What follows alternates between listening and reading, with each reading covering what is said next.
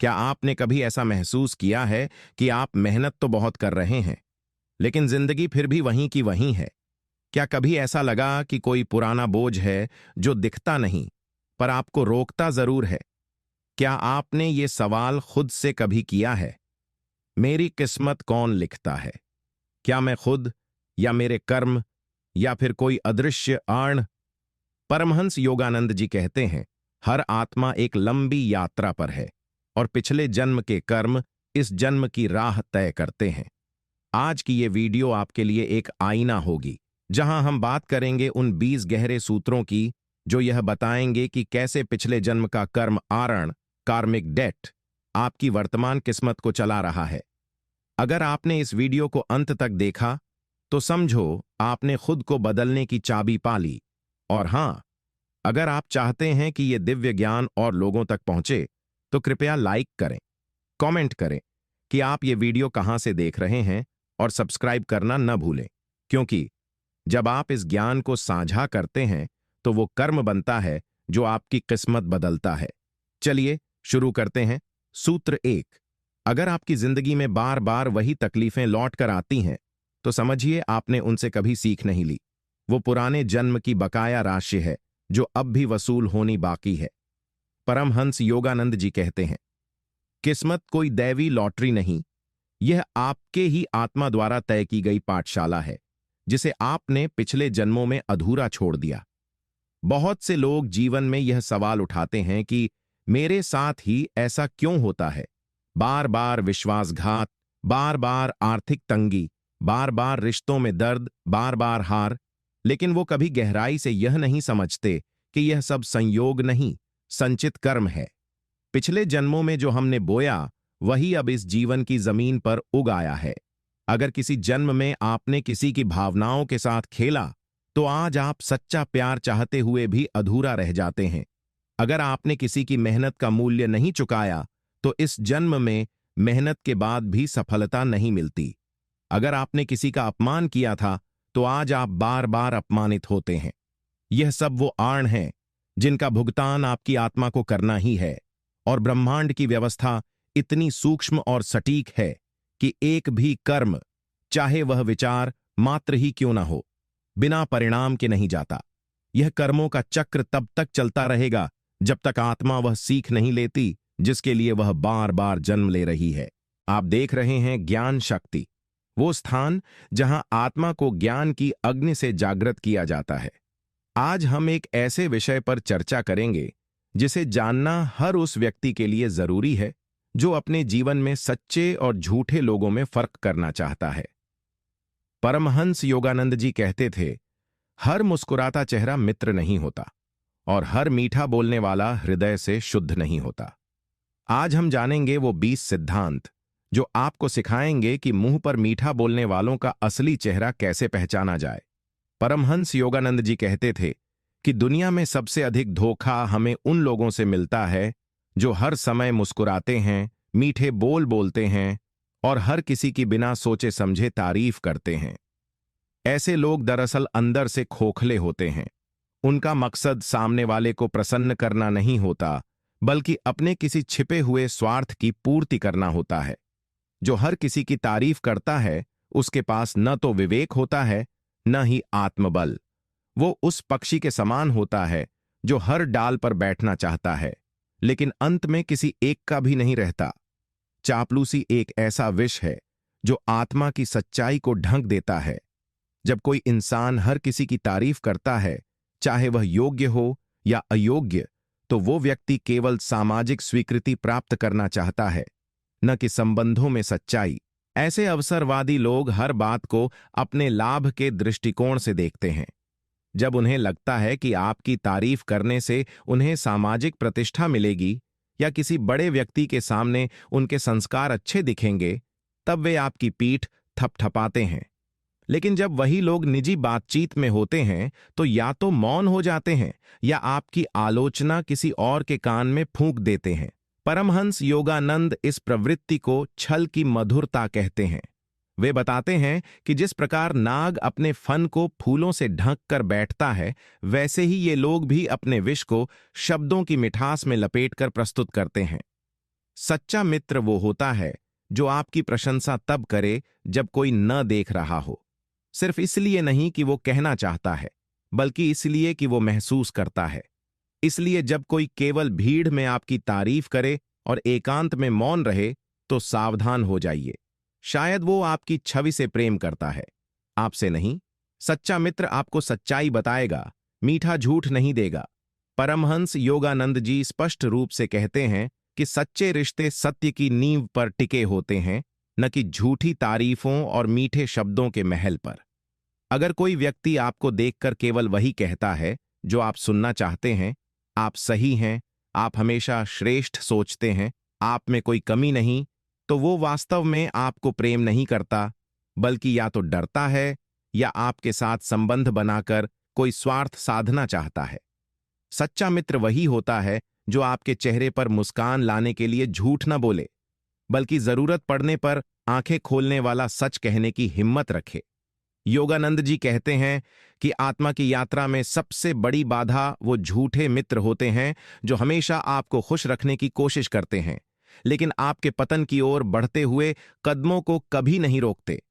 ऐसे मीठे झूठ बोलने वाले लोग अक्सर स्वयं को आपका शुभचिंतक कहकर प्रस्तुत करते हैं। वे हर बार आपको सही ठहराते हैं, आपकी गलतियों को भी छोटी सी बात बताकर टाल देते हैं। लेकिन यही वो लोग होते हैं जो आपके पतन के समय सबसे पहले दूर हट जाते हैं और दूसरों से कहते हैं, मैंने तो पहले ही कहा था।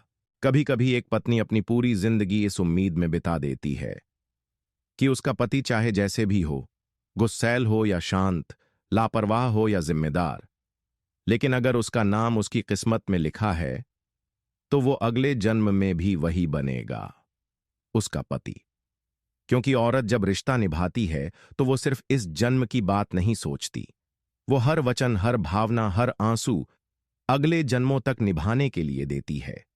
वो अपने प्यार को सिर्फ पल भर की मोहब्बत नहीं मानती, बल्कि उसे आत्मा का बंधन समझती है, जो जन्म जन्मांतर तक साथ निभाने का वादा होता है।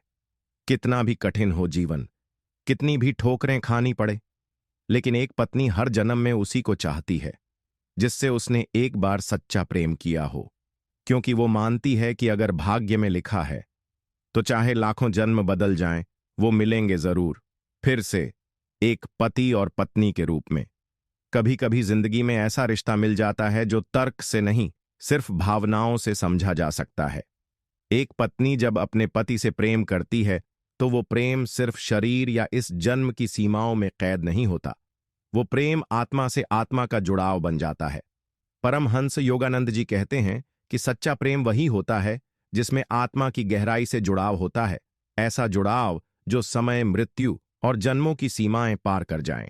एक पत्नी जब अपने पति की सेवा करती है, उसके सुख दुख में भागीदार बनती है, तो वो केवल एक पारिवारिक कर्तव्य नहीं निभा रही होती, वो एक आध्यात्मिक बंधन को मजबूत कर रही होती है। चाहे पति जैसा भी हो, गुस्सैल, लापरवाह या कठोर, लेकिन अगर किस्मत की रेखाओं में उसका नाम लिखा है तो वो हर जन्म में वही पति बनेगा।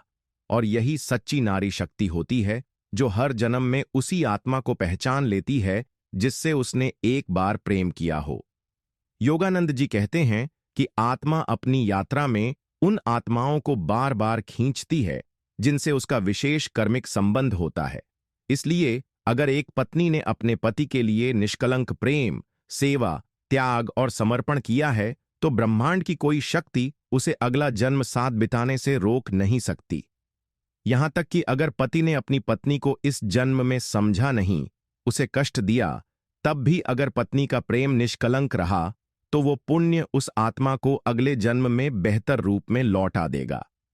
योगानंद जी ने लिखा है कि हमारे जीवन में जो लोग बार बार आते हैं वो कोई संयोग नहीं होते, वो हमारे साथ गहरे कर्मों से बंधे होते हैं। पति पत्नी का संबंध भी ऐसा ही होता है। अगर इस रिश्ते में प्रेम सच्चा है, सेवा सच्ची है और आत्मा से आत्मा की पुकार है, तो अगला जन्म भी इस डोर को तोड़ नहीं सकता। इसलिए अगर किसी पत्नी के दिल में यह सवाल उठे कि क्या वह अपने पति को अगले जन्म में भी पाएगी, तो जवाब है हां। यदि उसका प्रेम सच्चा है और उसने अपने कर्मों से इस बंधन को पवित्र किया है तो वो साथ निश्चित ही मिलेगा। फिर चाहे जन्म बदल जाए, शरीर बदल जाए, नाम बदल जाए, आत्मा उस प्रेम को पहचान ही लेती है। परमहंस योगानंद जी ने कहा है कि आत्मा अमर है और उसका संबंध केवल एक जीवन, एक शरीर या एक नाम से नहीं होता।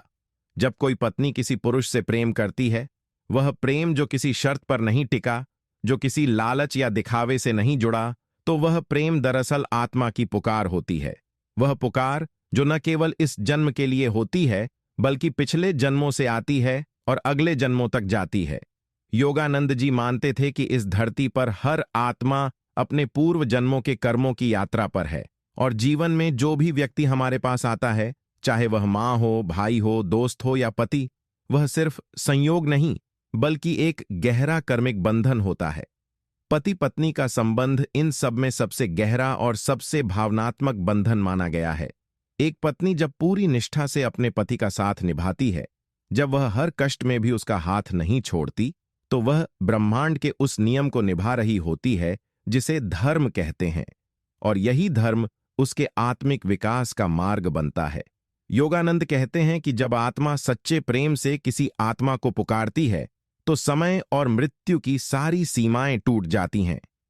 अगर किसी पत्नी ने अपने पति के लिए रातों को जागकर प्रार्थना की है, आंसुओं में भी उसके सुख की कामना की है और हर अपमान को चुपचाप सहा है, तो वह प्रेम सिर्फ एक स्त्री का नहीं, एक देवी का बन जाता है।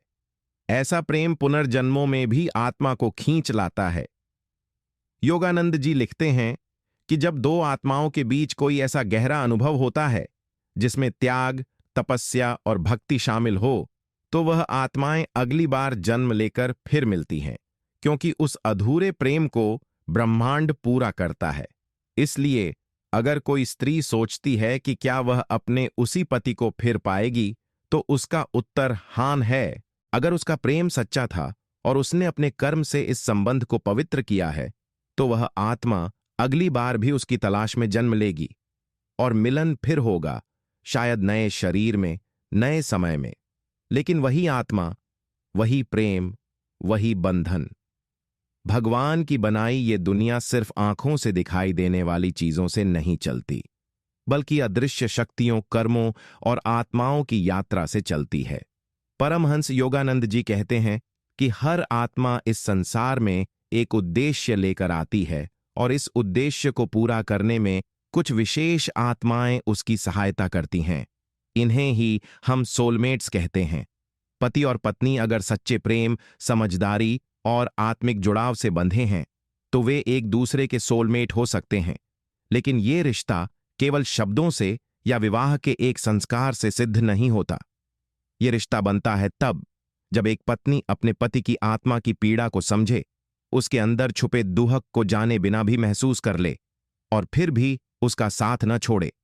कितनी ही बार ऐसा हुआ है कि एक पत्नी ने बिना बोले, बिना शर्त, बिना बदले की आशा के अपने पति के लिए प्रार्थना की, उसके दोषों को सहा, उसके अंदर के अंधकार को भी प्रेम की रोशनी से भर दिया, और यही उसकी आत्मा की सबसे बड़ी विजय बन जाती है। योगानंद जी समझाते हैं कि जब कोई स्त्री इस धरती पर किसी आत्मा को उठाने का कार्य करती है, यानी जब वह अपने पति को न केवल सांसारिक रूप से संभालती है, बल्कि आध्यात्मिक रूप से उसके कर्मों को भी सहन करती है, तब वह पत्नी नहीं, एक देवी का रूप बन जाती है। ईश्वर ऐसे प्रेम को कभी व्यर्थ नहीं जाने देते। उस पत्नी का हर त्याग, हर प्रार्थना, हर आंसू ब्रह्मांड के नियमों में दर्ज हो जाता है। और जब वह जन्म समाप्त होता है, जब आत्माएं अपने अनुभव समेटकर पुनः ब्रह्मलोक में लौटती हैं, तो वह आत्माएं जिनका संबंध गहराई से जुड़ा होता है, वे फिर से मिलने की तैयारी करती हैं। तब ईश्वर उस पत्नी के प्रेम को आशीर्वाद के रूप में लौट आते हैं। अगले जन्म में वही आत्मा जो कभी कठोर थी, असंवेदनशील थी, अब बदल चुकी होती है। अब वह पत्नी को वैसे ही प्रेम देती है जैसे पिछली बार उसने उससे पाया था। यह पुनर्जन्म केवल प्रेम की पुनरावृत्ति नहीं, बल्कि उसका उत्थान होता है। योगानंद जी कहते हैं कि आत्मा को आत्मा से जोड़ने वाला जो बंधन एक बार बन जाए, वह अगर प्रेम, क्षमा और सेवा से पवित्र किया गया हो, तो वह संबंध अगले जन्म में और अधिक सुंदर और अधिक शुद्ध रूप में प्रकट होता है। इसलिए एक पत्नी का सच्चा प्रेम सिर्फ वर्तमान को नहीं बदलता, वह भविष्य को आकार देता है। वह प्रेम आत्मा की गहराई में छुपे अंधकार को भी दिव्यता में बदल सकता है। और यही कारण है कि ईश्वर अगला जन्म उसी आत्मा को फिर भेजते हैं, ताकि वह सच्चा प्रेम अब पूरा सम्मान, समझ और भावनात्मक गहराई के साथ निभाया जा सके। तो क्या सच में पति और पत्नी का रिश्ता अगला जन्म तक चलता है? क्या एक पत्नी का सच्चा प्रेम उसे फिर उसी आत्मा से मिलाता है जिसे उसने पिछले जन्म में अपनाया था? परमहंस योगानंद जी कहते हैं, हां, अगर वह प्रेम आत्मा से जन्मा है और कर्म से पवित्र हुआ है, तो वह हर जन्म में फिर से खिलता है। संसार की ये सच्चाई है कि शरीर बदलते हैं, नाम बदलते हैं, हालात बदलते हैं, पर आत्माएं वही रहती हैं, और प्रेम करने वाली आत्माएं तो एक दूसरे को पहचान ही लेती हैं। वो पहली नजर में ही एक खामोश सा एहसास देती है, मानो सदियों से इंतजार कर रही हों। एक पत्नी जब अपने पति से जुड़ती है, तो वो सिर्फ इस जीवन के लिए नहीं, बल्कि आत्मा की यात्रा के लिए जुड़ती है। उसके प्रेम में जो पीड़ा है, जो मौन तपस्या है, जो निस्वार्थ समर्पण है, वो इस दुनिया की किसी शक्ति से कम नहीं। और यही कारण है कि जब ब्रह्मांड पुनर्जन्मों की योजना बनाता है, तो ऐसी आत्माओं को फिर एक साथ भेजता है, ताकि अधूरी कहानियां पूरी हों, टूटे हुए रिश्ते फिर से जुड़ें, और वह प्रेम जो पहले समझा नहीं गया, इस बार पूरी गरिमा से जिया जाए। एक पत्नी का प्रेम केवल वर्तमान नहीं, भविष्य को भी आकार देता है। उसका त्याग, उसकी नम्रता, उसकी मौन प्रार्थनाएं, सब मिलकर ब्रह्मांड में एक ऊर्जा बनाते हैं, जो उस आत्मा को फिर उसकी ओर खींच लाती है। और यही होता है वो दिव्य संयोग, जहां अलग अलग जन्मों में भी दो आत्माएं एक दूसरे को ढूंढ ही लेती हैं। इसीलिए योगानंद जी समझाते हैं कि यदि एक स्त्री ने पूरी निष्ठा, श्रद्धा और प्रेम से अपने पति को अपनाया है, तो वह रिश्ता केवल 7 फेरों का नहीं, बल्कि 7 जन्मों का होता है। वह प्रेम जो आज अधूरा है, वह कल पूर्ण होगा। वह सम्मान जो आज नहीं मिला, वह अगले जन्म में मिलेगा। और वह आत्मा जो आज दूर है, वह किसी मोड़ पर फिर सामने खड़ी होगी, उसी प्रेम, उसी एहसास और उसी गहराई के साथ। क्योंकि जब प्रेम सच्चा होता है, तो भगवान खुद उसे पूरा करने का वादा निभाते हैं। परमहंस योगानंद जी ने एक स्थान पर लिखा है कि जब आत्मा किसी आत्मा को बार बार खींचे, जब बिना किसी कारण उसके लिए मन प्रार्थना करे, और जब जीवन की हर पीड़ा में भी उस आत्मा के लिए क्षमा का भाव बचा रहे, तब समझ लेना चाहिए कि वह रिश्ता केवल एक जन्म का नहीं है, वह आत्मिक है, दिव्य है, और ईश्वर की योजना में उसका स्थान निश्चित है। एक पत्नी का प्रेम कुछ ऐसा ही होता है। वह केवल शब्दों में नहीं, आत्मा के मौन में जीता है। वह प्रेम आंसुओं में पलता है, त्याग में बल पाता है और भक्ति में शुद्ध होता है। वह प्रेम तब भी साथ नहीं छोड़ता जब पति उसे नहीं समझ पाता, जब समाज उसे कमजोर समझता है, या जब हालात उसकी परीक्षा लेते हैं। दरअसल पत्नी के भीतर जो शक्ति है, वह सिर्फ सहने की नहीं, बल्कि रचने की है। वो अपने प्रेम से एक आत्मा को बदल सकती है, उसे ईश्वर की ओर मोड़ सकती है, उसे पुनः जन्म में भी अपनी ओर खींच सकती है। जब एक पत्नी अपने भीतर के दर्द को भगवान के चरणों में समर्पित कर देती है, तब वह दर्द वरदान बन जाता है। क्योंकि तब वह सिर्फ पत्नी नहीं रहती, वह तपस्विनी बन जाती है, जिसने अपने प्रेम को ईश्वर की तपिश में तपाकर अमृत बना लिया है। और इस अमृत की मिठास ईश्वर आने वाले जन्मों में लौट आते हैं। अगली बार जब वह आत्मा जन्म लेती है, तो परिस्थितियां अलग होती हैं, पर आत्मा वही होती है। इस बार वह पति अपने भीतर विनम्रता, करुणा और समझदारी लेकर जन्म लेता है, ताकि वह उस पत्नी के प्रेम को पहचान सके जो उसने पिछले जन्म में खो दिया था। और यही है आत्मा की सबसे पवित्र यात्रा, जहां प्रेम सिर्फ रिश्तों में नहीं, बल्कि पुनर्जन्म की डोर में भी साथ चलता है। इसलिए अगर आज किसी पत्नी ने अपनी आत्मा से प्रेम किया है, सच्चे हृदय से, बिना अपेक्षा, बिना शर्त, तो यकीन रखो, ईश्वर उसे फिर उसी आत्मा से मिलाएंगे। फिर चाहे जन्म बदल जाए, देश बदल जाए, हालात बदल जाएं, लेकिन आत्माएं मिलेंगी जरूर, क्योंकि उन्होंने प्रेम को धर्म बना लिया है। कहते हैं भगवान सबकी सुनते हैं, पर किसी पत्नी के टूटे हुए हृदय की पुकार वो सबसे पहले सुनते हैं।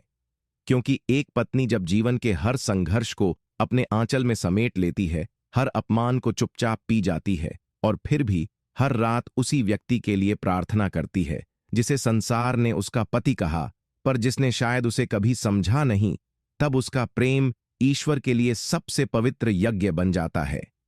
परमहंस योगानंद जी कहते हैं कि ऐसी स्त्री जो अपने पति के दोषों को भी प्रेम से ढक देती है, वह केवल पत्नी नहीं, एक दिव्य आत्मा होती है। उसके कर्म, उसके अश्रु और उसका मौन, ये सब ईश्वर की लेखनी में दर्ज हो जाते हैं। और जब अगला जन्म रचा जाता है तो ब्रह्मांड उसकी हर वेदना को मोतियों में बदल देता है।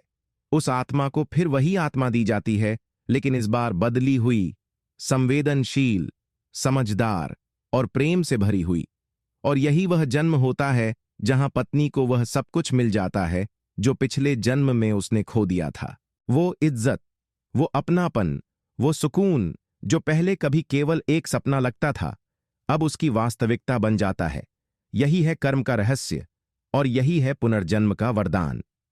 योगानंद जी समझाते हैं कि जब प्रेम, भक्ति और तपस्या मिल जाएं, तो आत्मा उस स्तर पर पहुंच जाती है जहां वह अपनी इच्छाओं को भी ईश्वर के सामने समर्पित कर देती है, और उस समर्पण की गूंज से ब्रह्मांड हिल जाता है।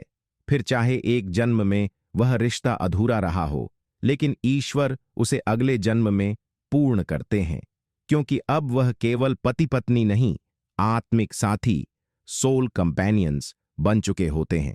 और जब आत्माएं एक बार आत्मिक स्तर पर जुड़ जाएं, तो फिर वे सिर्फ साथ नहीं रहते, वे एक दूसरे के अस्तित्व में रम जाते हैं। यही है सच्चे प्रेम की पूर्णता और यही है उस पत्नी की जीत। वहां हर अश्रु की गिनती होती है, हर पुकार सुनी जाती है और हर प्रेम की तपस्या का फल जरूर दिया जाता है। शायद आज नहीं, लेकिन अगले जन्म में अवश्य। योगानंद जी बताते हैं कि आत्मा का संबंध शरीर से बड़ा होता है। एक पत्नी का अपने पति से जुड़ाव केवल एक सामाजिक कर्तव्य नहीं, बल्कि पूर्व जन्मों के कर्मों की निरंतरता होती है। और जब वह निरंतरता प्रेम, क्षमा और भक्ति से भरी होती है, तो वह आत्माएं फिर एक साथ जन्म लेती हैं। पर इस बार समीकरण बदल जाते हैं। इस बार वह पत्नी उस ऊंचाई पर होती है जहां वह सम्मान की अधिकारिणी बनती है। अब उसका प्रेम कमजोर नहीं बल्कि शक्तिशाली होता है, और उसका पति, वह अब केवल नाम से नहीं, कर्म से भी उसका होता है। क्योंकि ब्रह्मांड ने देखा है कि उसने कितना सहा, कितना जिया और कितनी बार उस प्रेम को टूटने नहीं दिया। अब वह प्रेम केवल पुनर्मिलन नहीं, आत्मा का पुनर्जन्म है। और यही वो दिव्य क्षण होता है जब पत्नी की आंखों में आंसू नहीं बल्कि शांति होती है, क्योंकि अब उसका प्रेम अधूरा नहीं, पूरा है। यही है ईश्वर का न्याय और यही है सच्चे प्रेम का वरदान। कभी कभी एक पत्नी अपने जीवन में कोई बड़ी बात नहीं कहती, वह ना कोई वादा करती है, न कोई कस्में खाती है, लेकिन उसका मौन, उसकी नजरें, उसका समर्पण, ये सब मिलकर एक ऐसा आत्मिक वचन बन जाता है जिसे न तो समय मिटा सकता है, न मृत्यु और न ही पुनर्जन्म। परमहंस योगानंद जी कहते हैं कि आत्मा जो वचन देती है वह शब्दों की मोहताज नहीं होती। जब एक पत्नी अपने पति को रोज खाना खिलाते हुए, चुपचाप उसकी थकान को समझते हुए, हर बार खुद को पीछे रखते हुए अपना जीवन समर्पित कर देती है, तब वह प्रेम ईश्वर की नजर में एक तपस्विनी की साधना बन जाता है। और यही साधना अगले जन्म की कहानी लिखती है। वह पत्नी उस पुरुष के जीवन में कुछ ऐसा बो देती है जो जन्म बदलने के बाद भी खिलता है। योगानंद जी का यह मानना था कि जब आत्मा आत्मा से कोई गुप्त वचन ले लेती है तो वह ब्रह्मांड की रेखाओं पर दर्ज हो जाता है। अगली बार जब वे आत्माएं मिलती हैं किसी दूसरे देश, समय या शरीर में, तो वही वचन उन्हें खींच लाता है। एक अजीब सी पहचानी हुई अनुभूति होती है, एक नजरों की मुलाकात जो सब कुछ कह जाती है, एक चुप्पी जिसमें पिछले जन्मों की सारी बातें छुपी होती हैं। पत्नी ने भले ही इस जन्म में त्याग किया हो, सहन किया हो, अकेलेपन को जिया हो, लेकिन उसका आत्मा से जुड़ा प्रेम खोता नहीं है। वह एक दिव्य बीज बनकर अगले जन्म की मिट्टी में उगने लगता है। और जब समय आता है तो वह प्रेम पुनः खिलता है, और इस बार वह फूल सिर्फ सौंदर्य नहीं बल्कि सुगंध भी देता है, सम्मान भी देता है, और सबसे बड़ी बात, इस बार पत्नी अकेली नहीं होती, बल्कि उसके हर त्याग को समझने वाला जीवन साथी भी साथ होता है। यही है आत्मा का मौन वचन, जो जन्मों तक निभाया जाता है। कहते हैं कि सबसे गहरे प्रेम की कोई आवाज नहीं होती, वो केवल आत्मा की थरथराहट में महसूस होता है। एक पत्नी जो अपने पति से प्रेम तो करती है, लेकिन शायद कभी कह नहीं पाती, जो हर दिन उसकी उपेक्षा सहती है, फिर भी उसके लिए रोटियां बेलती है, जो हर अपमान के बाद भी उसके चरणों में विश्वास रखती है, वह स्त्री एक ऐसा अधूरा प्रेम जीती है जो संसार की नजरों में भले ही छोटा हो, लेकिन भगवान की नजरों में सबसे ऊंचा होता है। परमहंस योगानंद जी कहते हैं कि अधूरा प्रेम ईश्वर की योजना का हिस्सा होता है। वह अधूरापन ही आत्मा को तपाकर शुद्ध करता है, उसे ईश्वर के निकट ले जाता है। ऐसी पत्नी जब हर रात रोकर भी अपने पति के लिए मंगल की कामना करती है, तो वो आंसू केवल पीड़ा नहीं रहते, वो अगला जन्म रचने वाले बीज बन जाते हैं। ईश्वर उस पत्नी की आत्मा से निकलती हर हूक को सुनते हैं, हर आह को संजोते हैं, और जब उसका शरीर थक जाता है, जब उसके शब्द चुप हो जाते हैं, तब ईश्वर बोलते हैं। वे उस अधूरे प्रेम को अगले जन्म में पूरा करने की योजना बनाते हैं, और फिर जन्म होता है एक नए युग में, नई परिस्थितियों में, लेकिन आत्माएं वही होती हैं। इस बार पत्नी का प्रेम फिर अधूरा नहीं रहता, क्योंकि इस बार भगवान खुद साक्षी होते हैं। पति भी इस बार उस प्रेम को पहचानता है, क्योंकि अब उसकी आत्मा भी परिपक्व हो चुकी होती है। वह अब न केवल पत्नी को देखता है, बल्कि उसके भीतर बसे ईश्वर को भी देखता है। यही है अधूरे प्रेम की नियति, जो एक जन्म में भले ही टूट जाए, लेकिन अगले जन्म में वह एक आशीर्वाद बनकर लौटता है। और जब आत्माएं मिलती हैं, तो सिर्फ दो लोग नहीं मिलते, दो युग, दो जन्म और दो अधूरी कहानियां एक हो जाती हैं। पूर्णता में, शांति में और दिव्यता में धैर्य। यह एक ऐसा शब्द है जो सुनने में छोटा लगता है, लेकिन जब कोई पत्नी इसे अपने जीवन में उतार लेती है, तो वह साधारण स्त्री नहीं रहती, वह एक जीवित तपस्विनी बन जाती है। परमहंस योगानंद जी कहते हैं कि स्त्री के भीतर छिपा धैर्य संसार की किसी भी शक्ति से बड़ा होता है। एक पत्नी जब अपने पति की बेरुखी, कठोरता या उपेक्षा को सहती है और फिर भी प्रेम में कमी नहीं आने देती, तब वह केवल एक गृहस्थ जीवन नहीं, बल्कि एक आध्यात्मिक साधना जी रही होती है। यह धैर्य धीरे धीरे उसकी आत्मा को चमकाने लगता है। वह हर पीड़ा, हर अस्वीकार को अपने भीतर समेटकर भी बाहर केवल स्नेह ही देती है। न वह शिकायत करती है, न किसी के सामने अपना दुख बयां करती है। वह चुपचाप ईश्वर के सामने अपनी पीड़ा रखती है, और यही मौन ईश्वर की सबसे गूंजती हुई प्रार्थना बन जाती है। योगानंद जी लिखते हैं कि जब आत्मा पूरी श्रद्धा और धैर्य से प्रेम निभाती है, तो वह प्रेम केवल कर्म नहीं, उसका भाग्य बन जाता है। ईश्वर खुद उस धैर्य को देख रहे होते हैं, और जब यह जन्म समाप्त होता है, जब आत्मा अपने कर्मों की गठरी लेकर ईश्वर के सामने जाती है, तो उस पत्नी का धैर्य सबसे चमकते हुए आभूषण की तरह सामने आता है। तब ब्रह्मांड निर्णय करता है कि अगले जन्म में वह पत्नी अधूरी नहीं रहेगी, उसके प्रेम को पूरा सम्मान मिलेगा, और उसका साथी इस बार सिर्फ नाम का पति नहीं, आत्मा से जुड़ा जीवन साथी होगा। और यही ईश्वर का न्याय है। एक पत्नी का धैर्य भले ही इस जन्म में लोगों की नजरों से छुपा रहे, लेकिन वह ईश्वर की दृष्टि से कभी नहीं छुपता।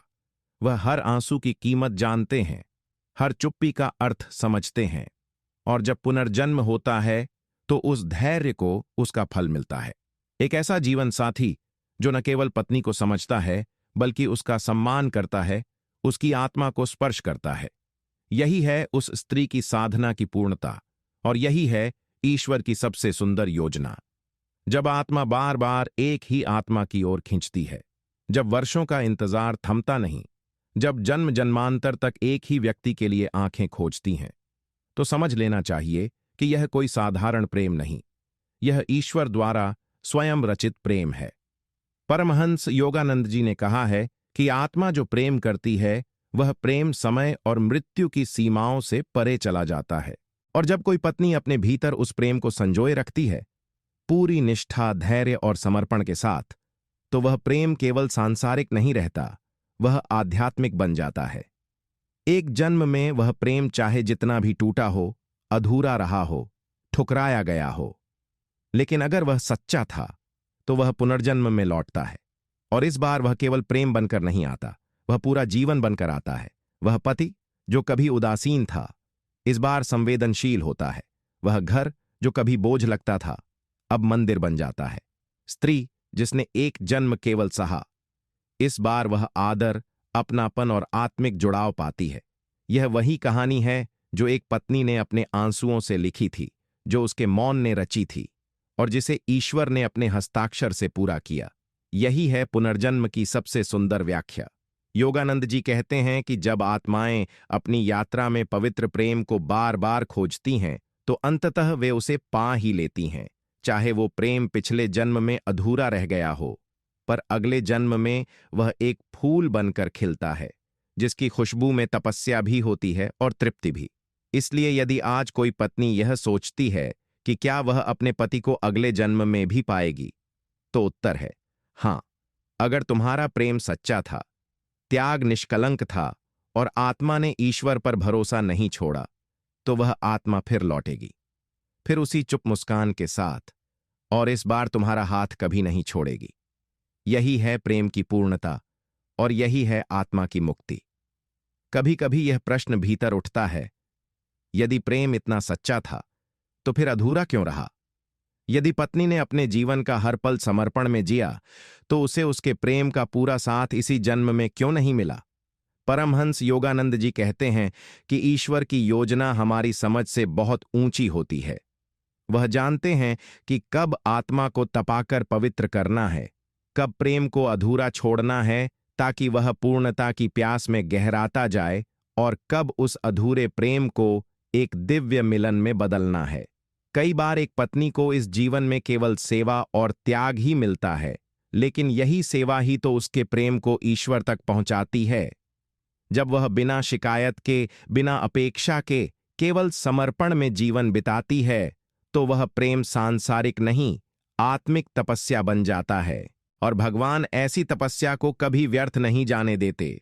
वह देख रहे होते हैं कि किस स्त्री ने अपने दुख छिपा लिए, किसने हर अपमान के बदले मौन रख लिया और किसने हर चोट को चुपचाप ईश्वर के चरणों में अर्पित कर दिया।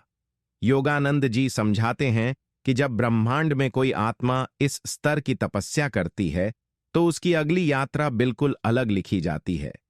अगले जन्म में उसे वही आत्मा मिलती है जिससे उसका बंधन अधूरा रह गया था, लेकिन इस बार परिस्थितियां बदली होती हैं।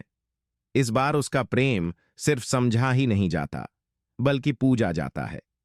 उसका त्याग केवल अनुभव नहीं किया जाता, बल्कि उसका सम्मान किया जाता है। यही ईश्वर का न्याय है। वह प्रेम को अधूरा नहीं छोड़ते, वह केवल उसे एक ऊंचे उद्देश्य के लिए स्थगित करते हैं। इसलिए अगर कोई पत्नी आज ये सोचकर रोती है कि उसका प्रेम क्यों नहीं फलित हुआ, तो ईश्वर उससे बस इतना कहते हैं, मैंने सब देखा है, अब अगले जन्म में तुझे तेरा हक मिलेगा, और वह भी सम्मान सहित। कुछ प्रेम इतने पुराने होते हैं कि वे शब्दों में नहीं आते, केवल आत्मा की गहराई में महसूस होते हैं। परमहंस योगानंद जी कहते हैं कि कुछ आत्माएं हजारों वर्षों से एक दूसरे को ढूंढ रही होती हैं, हर जन्म में, हर युग में, हर रूप में। जब एक पत्नी इस जन्म में अपने पति से ऐसा प्रेम करती है जो शब्दों से नहीं बल्कि मौन से गूंजता है, ऐसा प्रेम जो उसकी हर पीड़ा के पार भी जीवित रहता है, तो समझ लेना चाहिए कि वह आत्मा कोई साधारण आत्मा नहीं, वह एक प्राचीन आत्मा है जो कई जन्मों से प्रेम को निभा रही है। वह स्त्री, वह पत्नी, वो केवल इस जन्म की नहीं, कई जन्मों की यात्रा लेकर आई है, और उसका प्रेम भी वैसा ही पुराना, गहरा और मजबूत होता है। जब वह पत्नी अपने भीतर हर दुख को दबा लेती है और फिर भी अपने पति के लिए भगवान से प्रार्थना करती है, तो वह केवल एक स्त्री नहीं बल्कि एक युगों से जागृत आत्मा बन जाती है, जिसे ईश्वर भी आदर से देखते हैं। योगानंद जी लिखते हैं कि ऐसी आत्माएं जब पुनः जन्म लेती हैं, तो वे एक दूसरे को खोज निकालती हैं, बिना नाम के, बिना चेहरे की पहचान के, केवल आत्मा की सुगंध से। इसलिए अगर आज एक पत्नी यह समझ नहीं पा रही कि क्यों उसका प्रेम केवल त्याग बनकर रह गया है, क्यों उसे बदले में कुछ नहीं मिला, तो वह यह जाने कि वह आत्मा अपनी अगली यात्रा के लिए ईश्वर के विशेष आशीर्वाद में जा रही है। क्योंकि हर जन्म में प्रेम को शब्द नहीं मिलते, कभी कभी केवल कर्म मिलता है, और यह कर्म ही अगली बार उसे ऐसा प्रेम बनकर लौट आता है जो अधूरा नहीं, परमात्मा की योजना का साक्षात प्रमाण होता है। इस बार जब वह आत्मा लौटती है तो दुनिया उसे प्रेमी कहती है, लेकिन ईश्वर उसे पूरे हुए वचन की आत्मा कहते हैं। जब एक पत्नी अपने मन की हर भावना, अपनी हर उम्मीद और अपने हर सपने को केवल एक इंसान के नाम कर देती है, तब वो प्रेम केवल सांसारिक नहीं रह जाता, वह आत्मिक साधना बन जाता है। परमहंस योगानंद जी कहते हैं कि जब कोई स्त्री बिना बोले, बिना किसी प्रतिक्रिया की अपेक्षा किए, केवल अपने कर्म, सेवा और मौन प्रार्थनाओं से पति को प्रेम देती है, तो वो प्रेम सीधे ईश्वर तक पहुंचता है। वो आंसू जो किसी को नहीं दिखते, वो थकावट जो किसी को नहीं सुनाई देती, और वो उम्मीद जो टूटने के बाद भी जीवित रहती है, ये सब ब्रह्मांड की सबसे गूंजती हुई आवाज बन जाते हैं। वह पत्नी जो हर दिन केवल इसलिए मुस्कुराती है ताकि उसका पति चैन से रह सके, वह स्त्री जिसे अपना दुख कहने का भी अधिकार नहीं मिला, लेकिन जिसने फिर भी प्रेम करना नहीं छोड़ा, उसके प्रेम को कोई संसार नहीं समझ सकता, लेकिन ईश्वर उसे पूरी तरह महसूस करते हैं और वे उसे कभी अधूरा नहीं छोड़ते। योगानंद जी बताते हैं कि ऐसे प्रेम का एक ही नियम है, यह प्रेम जितना मौन रहेगा उतना ही गूंजता है, जितना सहता है उतना ही फलता है, और जितना टूटकर भी जुड़ा रहता है उतना ही ईश्वर उसे अगले जन्म में पूर्ण करते हैं। जब आत्मा फिर जन्म लेती है, तब वही पत्नी एक ऐसे जीवन साथी से मिलती है जो न केवल उसका प्रेम समझता है, बल्कि उसकी आत्मा को महसूस करता है। इस बार वह रिश्ता केवल शरीर का नहीं होता, आत्मा का मिलन होता है। अब वह पत्नी कभी अकेली नहीं रहती, क्योंकि यह नया जन्म उसकी उस साधना का फल होता है जो उसने बिना शब्दों के निभाई थी। और यह फल केवल प्रेम नहीं, वह एक दिव्य सौगात होता है जिसे खुद भगवान अपनी हथेली से देकर कहते हैं, अब यह तेरा है, हमेशा के लिए। हर जन्म से पहले आत्माएं ईश्वर के सामने बैठती हैं, कुछ कहती नहीं, लेकिन उनके भीतर के अधूरे प्रेम, अधूरे रिश्ते और अधूरे वचन खुद बोलते हैं। परमहंस योगानंद जी कहते हैं कि आत्मा का प्रेम शब्दों से नहीं, ऊर्जा से जुड़ता है, और वही ऊर्जा दो आत्माओं के बीच एक आत्मिक करार, सोल एग्रीमेंट बनाती है। एक पत्नी जिसने अपने पति से इस जीवन में केवल प्रेम किया लेकिन बदले में कुछ भी न मांगा, उसकी आत्मा उस करार को अगले जन्म के लिए और पवित्र कर देती है। वो वचन जो कभी नहीं बोले गए, वो वादे जो अधूरे रह गए, और वो साथ जो परिस्थितियों के कारण टूट गया, वे सब अगले जन्म की पटकथा बनते हैं। जब एक स्त्री चुपचाप अपने भाग्य को सहती है, लेकिन फिर भी अपने पति के लिए प्रेम छोड़ती नहीं, तब वह केवल एक पतिव्रता नहीं, बल्कि एक जागृत आत्मा बन जाती है जो ईश्वर के ध्यान में प्रवेश कर चुकी होती है। योगानंद जी लिखते हैं कि इस संसार में हर आत्मा की यात्रा अधूरी तब तक रहती है जब तक वह अपने करार को पूरा न कर ले, और जो पत्नी अपने जीवन में प्रेम, समर्पण और क्षमा के पवित्र गुण लेकर जिए, उसकी आत्मा से ब्रह्मांड स्वयं कहता है, तुमने अपनी परीक्षा पूरी की, अब तुम्हारा अधिकार है कि वही आत्मा फिर लौटे, लेकिन इस बार प्रेम को पहचान कर। और जब पुनर्जन्म होता है तो परिस्थितियां भले बदल जाती हैं, लेकिन आत्माएं एक दूसरे को पहचान लेती हैं। पहली बार देखते ही एक गहरी शांति महसूस होती है, एक जानी पहचानी सी ऊर्जा जो कहती है, मैं तुझे जानती हूं। और यही वह करार होता है जो जन्मों पहले किया गया था। इस बार वह प्रेम अधूरा नहीं रहता, यह रिश्ता समझौता नहीं होता, यह मिलन ईश्वर द्वारा प्रमाणित होता है। और जब पत्नी इस नए जीवन में वह प्रेम, वह सम्मान और वह आत्मिक जुड़ाव पाती है, तो उसकी आत्मा मुस्कुराकर कहती है, अब यह साथ जन्म जन्म तक चलेगा। कभी कभी एक स्त्री पूरी जिंदगी अपने पति से सच्चा प्रेम करती है, लेकिन वह प्रेम शब्दों में नहीं, केवल आंखों में रहता है, स्पर्श में नहीं, केवल मौन में होता है। और जब वह पत्नी इस दुनिया को छोड़ती है, तब भी कोई हंगामा नहीं होता, बस एक गहरा सन्नाटा रह जाता है। यही वो अंतिम मौन विदाई होती है, जहां आत्मा सब कुछ कह चुकी होती है, लेकिन किसी ने सुना नहीं होता।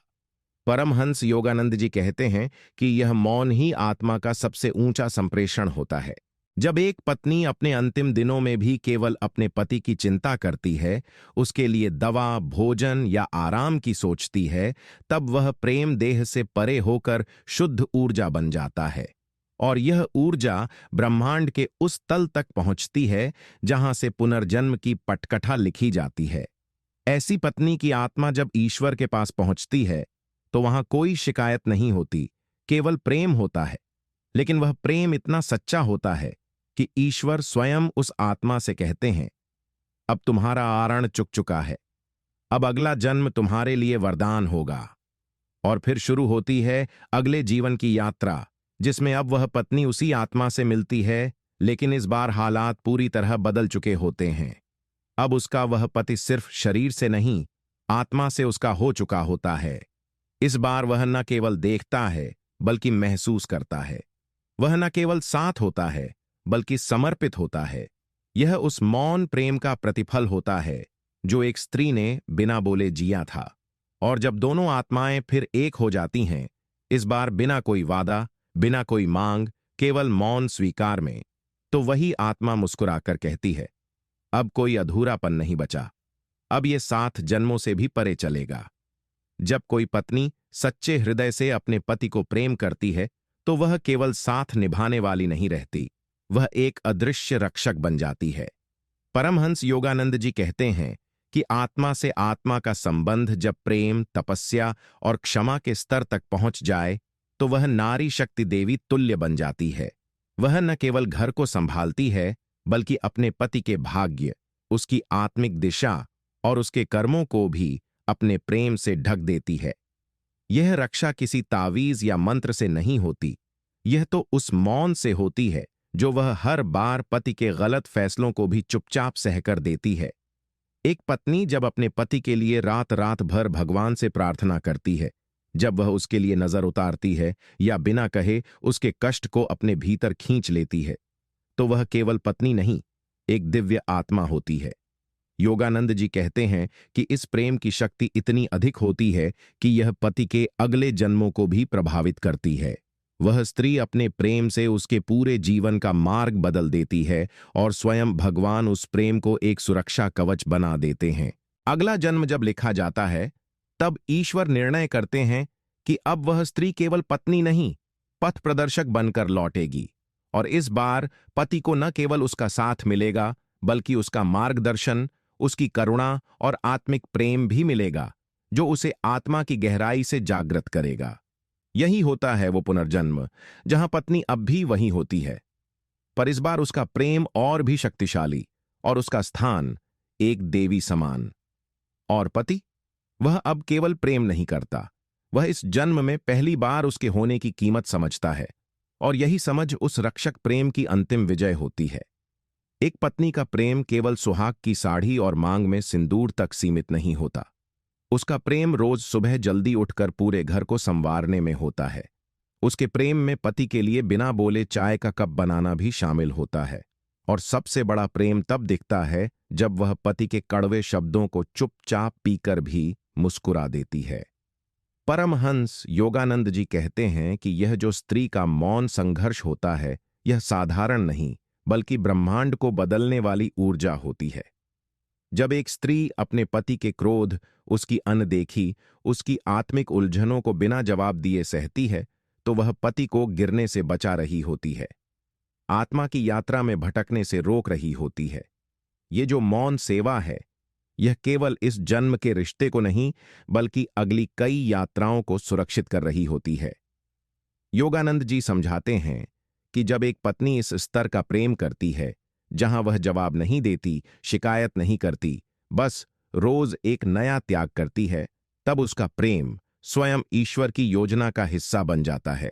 वह प्रेम पति को भले आज न समझ आए, लेकिन उसकी आत्मा उसे महसूस करती है, और वही अनुभव अगली बार उसे उस प्रेम के प्रति विनम्र बना देता है। अगले जन्म में जब वही आत्माएं दोबारा मिलती हैं, तो पति को पहले ही पल में कुछ अलग लगता है, जैसे वह किसी कर्ज को चुका रहा हो, जैसे वह उस स्त्री की आंखों में वो अनकहा इतिहास पढ़ रहा हो। यही होता है आत्मा का अनुभव, जो इस जन्म में समझ नहीं आता, लेकिन अगले जन्म में सिर झुका देता है। और तब वह स्त्री जो कभी मौन रही थी, अब सम्मान में बोली जाती है। वह जो कभी पीछे खड़ी रही थी, अब प्रेम की अग्रिम पंक्ति में होती है। यही है स्त्री के मौन संघर्ष की जीत, और यही है ईश्वर द्वारा उसे दिया गया पुनर्जन्म का वरदान। जन्मों तक चले प्रेम के बाद जब आत्माएं दोबारा मिलती हैं, तो वह मिलन केवल एक मुलाकात नहीं होता, वह एक आत्मिक पुनर्मिलन होता है। यह वह क्षण होता है जब दोनों आत्माएं वर्षों की पीड़ा, इंतजार और अधूरेपन को छोड़कर एक पूर्णता में प्रवेश करती हैं। परमहंस योगानंद जी कहते हैं कि जब प्रेम हर परीक्षा, हर तकलीफ, हर जन्म की कठोरता से होकर गुजरता है और फिर भी नष्ट नहीं होता, तब वह प्रेम ईश्वर की आंखों में उतरता है। और जब ऐसा प्रेम दोबारा मिलने की अनुमति पाता है, तो वह संसार के किसी नियम से बंधा नहीं होता। वह प्रेम अब केवल भाव नहीं, एक दिव्य ऊर्जा होता है। उस पुनर्मिलन में न कोई अपेक्षा होती है, न कोई शिकायत। पति और पत्नी अब केवल एक दूसरे के शरीर से नहीं, आत्मा से जुड़ चुके होते हैं। अब वह स्त्री जो पिछले जन्म में मौन में थी, अब सम्मान के साथ बोली जाती है। अब वह पुरुष जो पहले अनदेखी करता था, अब श्रद्धा से उसके चरणों में प्रेम रखता है। और इस बार वे दोनों किसी सामाजिक बंधन के लिए नहीं, बल्कि ईश्वर के आशीर्वाद के साथ एक हुए होते हैं। योगानंद जी ने यह भी लिखा है कि जब दो आत्माएं पुनः एक हो जाती हैं, तो उनके चारों ओर की ऊर्जा भी बदल जाती है। उनका जीवन शांत, सरल और आध्यात्मिक हो जाता है। उनका प्रेम अब पूजा बन चुका होता है। वे अब एक दूसरे की कमियां नहीं गिनते, बल्कि एक दूसरे की आत्मा की गहराई में उतर जाते हैं। यह वही प्रेम होता है जो जन्मों पहले अधूरा छोड़ दिया गया था, ताकि वह पूर्णता के योग्य बन सके। और जब यह मिलन होता है, तो सृष्टि में एक कंपन होता है, जैसे ईश्वर मुस्कुराकर कह रहा हो, अब समय आ गया था, अब तुम दोनों पूरे हो गए हो। यही होता है आत्मा का पुनर्मिलन, और यही वह प्रेम होता है जो समय, मृत्यु और पुनर्जन्म से भी परे है। एक सच्ची पत्नी सिर्फ एक जीवन संगिनी नहीं होती, वह ईश्वर का भेजा हुआ एक जीवित आशीर्वाद होती है। परमहंस योगानंद जी कहते हैं कि जब एक स्त्री अपनी आत्मा की गहराई से प्रेम करती है, अपने पति के लिए अपने अस्तित्व तक को अर्पित कर देती है, तो वह केवल मनुष्य नहीं रह जाती, वह ईश्वर की इच्छा का माध्यम बन जाती है। ऐसा प्रेम न सिर्फ पति को संवारता है, बल्कि उसके वंश, उसकी आत्मा और उसकी आने वाली पीढ़ियों तक को एक विशेष ऊर्जा दे जाता है। जो पत्नी बिना कुछ कहे हर दिन अपने पति के लिए प्रार्थना करती है, जो अपनी इच्छाओं को पीछे रखकर पति की राह आसान करने की सोचती है, वह केवल एक औरत नहीं, बल्कि ब्रह्मांड की शक्ति का जीवंत रूप होती है। वह हर जन्म में लौटती है केवल इसलिए कि पति की आत्मा अंधेरे में भटके नहीं। उसका जीवन भले ही संघर्षों से भरा हो, लेकिन उसकी आत्मा सच्चाई की ओर बढ़े। योगानंद जी बताते हैं कि ऐसी आत्माएं पुनर्जन्म में भी अपने मार्ग से नहीं डिगती, वे फिर जन्म लेकर वही कार्य करती हैं, लेकिन इस बार उन्हें ईश्वर का विशेष आशीर्वाद मिलता है।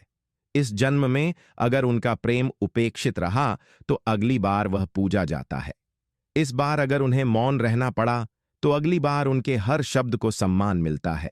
और जब वह पति उन्हें पहचानता है, तो उसकी आत्मा कहती है, तू वही है जो हर जन्म में मुझे बचाने आई थी, और मैं हर जन्म में तुझे खो बैठा था।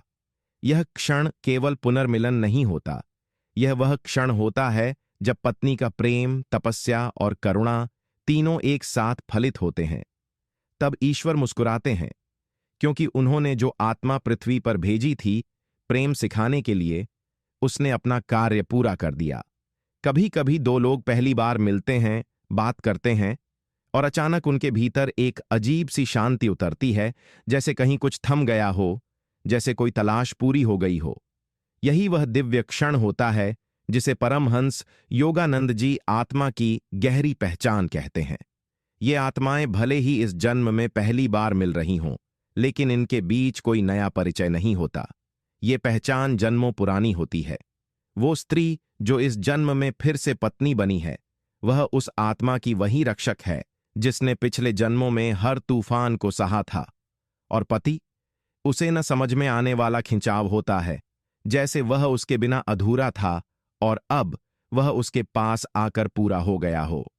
योगानंद जी बताते हैं कि आत्मा के स्तर पर प्रेम कभी नष्ट नहीं होता, वह केवल भूल जाया जाता है, लेकिन पुनर्मिलन की घड़ी में सब कुछ धीरे धीरे याद आने लगता है, किसी मुस्कान में, किसी स्पर्श में, या केवल आंखों की नमी में। ये पहचान भावनाओं से नहीं, ऊर्जा से होती है, और जब यह होता है तो दोनों आत्माएं बिना किसी वाद विवाद के, बिना किसी डर के एक दूसरे के जीवन में घुलने लगती हैं। अब उन्हें कोई प्रमाण नहीं चाहिए, कोई वादा नहीं चाहिए, बस एक साथ होने का एहसास ही सब कुछ है। वह पत्नी जिसने पिछले जन्मों में केवल समर्पण दिया था, अब इस जन्म में सम्मान और स्नेह का फूल पाती है। और वह पति जो पहले समझ नहीं पाया था, अब हर क्षण उसे महसूस करता है जैसे वह उसके बिना अधूरा था और अब उसके बिना कुछ भी नहीं है। यही होता है ईश्वर का सच्चा न्याय, और यही होता है वो प्रेम जो समय, मृत्यु और जीवन की हर दीवार को पार करके फिर एक हो जाता है, इस बार न टूटने के लिए, न बिछड़ने के लिए, बल्कि हमेशा के लिए।